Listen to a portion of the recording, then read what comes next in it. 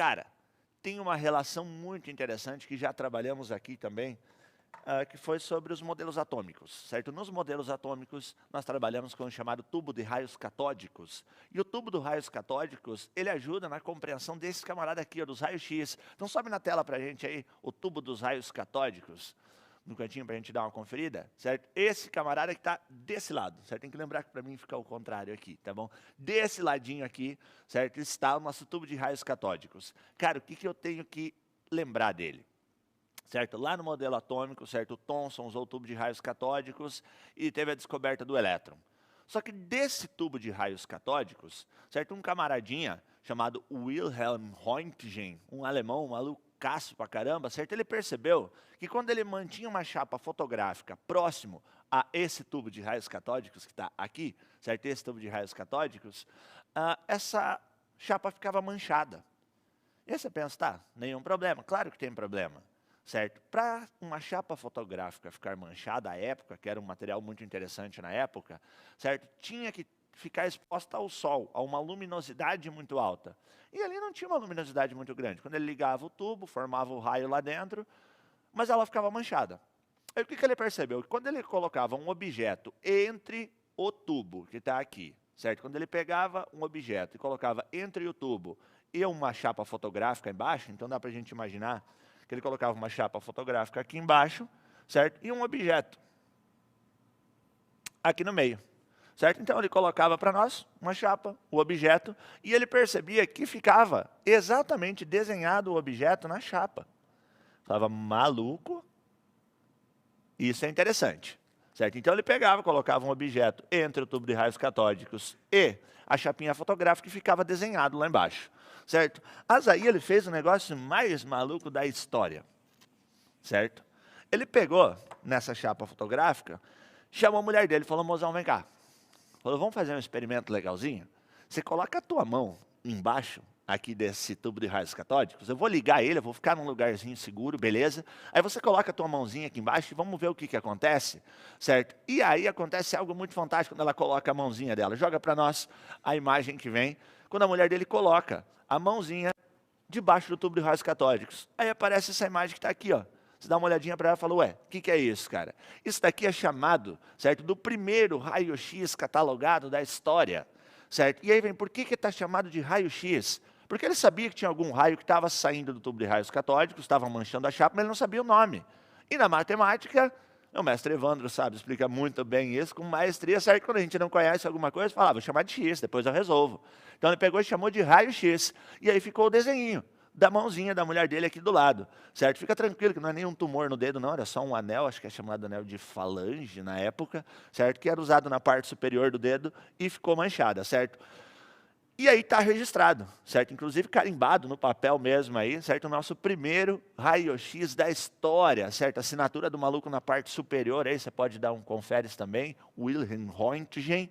E vamos colocar o artista aí na tela, coloca o artista e a mãozinha para a gente dar um conferes nele também, certo? Tá aí o cidadãozinho, certo? Agora a imagem melhorada, já tratada, tá bom? Aquela é a imagem real que você obteve na época, aqui uma imagem já tratada para melhorar um pouquinho a nossa visualização, a compreensão. E o autor da obra, né, cara? O maluco que descobriu, então, os chamados raios-x, o mesmo que nós usamos até hoje, certo? A maneira de se produzir os raios-x hoje é diferente, certo? Mas o raio-x em si é exatamente o mesmo, certo? Então, esse maluco aí, ele não colocou a mão dele, foi lá, chamou o mozão, falou, coloca a mão aqui, vamos ver o que acontece, certo? E aí ficou registrado na história a descoberta do raio-x. E daí para frente, meu amigo, pensa, aqui nós estamos falando dos raios-x em 1895, uma data fantástica para as áreas de química e física, final dos anos 1800, início dos anos 1900, certo? Vem uma data fantástica falando, então aqui dá um start legal, falando sobre os raios-x para a gente. Tudo bem? Pode tirar isso da tela para a gente, pode tirar o nosso artista e a obra. E aí logo na sequência, gente, 1896, certo? Então os raios-x, só para colocar o nosso artista aqui, Röntgen, certo? 1895. Já em 1896, certo? Vem um camarada chamado Becquerel e estuda algo que já foi palco aqui na nossa live também, nas nossas lives. Luminescência. certo? Então, em 1896, vem esse maluco aqui e estuda um negócio chamado luminescência, em 1896. Cidadão chamado Henri Becquerel, esse cidadão aqui. Luminescência está relacionado com as transições eletrônicas, certo? Então, ele estava relacionando também, certo, uma emissão de luz, nesse caso, só que essa emissão de luz era resultado de uma transição dos elétrons, certo? Uma transição no chamado salto quântico, tudo bem? Então ele descobriu essas emissões que podem ser espontâneas e são diferentes dos raios-x, certo? O raio-x ele faz quase que uma lógica reversa aqui de luminescência. Mas um ano depois da descoberta dos raios-x, vem o Becquerel e fala da tal da luminescência que nós já explicamos para você de ponta a ponta aqui nas nossas lives. Tudo bem? E aí, no ano de 1897, certo? No ano de 1897, surge um termo muito importante para a gente. Radioatividade. Então, em 1897, a gente vem com radioatividade, certo? Ninguém mais, ninguém menos do que esta pessoinha, Marie Curie, ou Marie Curie, certo?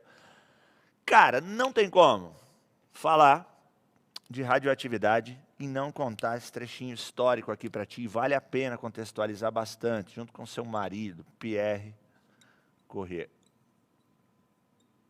Tá aqui. Joga na tela para mim, certo? Quero falar com essa pessoinha aqui, certo? Cara, fantástico. O trabalho dessa pessoa aqui foi simplesmente fantástico e revolucionou o mundo de uma maneira gigantesca, certo? Seja em qualquer âmbito, seja no âmbito militar, no âmbito de guerra, certo? Quando a gente fala de bomba atômica, seja produção de energia nuclear, seja tratamento do câncer, certo? Seja muita coisa, vem daqui, certo? Cara, se a gente pegar essa época, 1897, sociedade europeia, certo? Lá na França, Marie era polonesa, certo? Marie polonesa, mas mudou-se para a França, onde conheceu Pierre, certo? E foi estudar.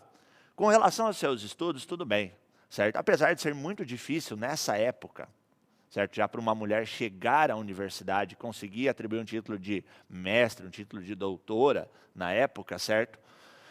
Ela conseguiu estudar com uma certa facilidade. Porém, mesmo com todo o conhecimento dela, e já vamos falar um pouquinho sobre suas descobertas, certo? Marie, ela não podia dar aula na universidade.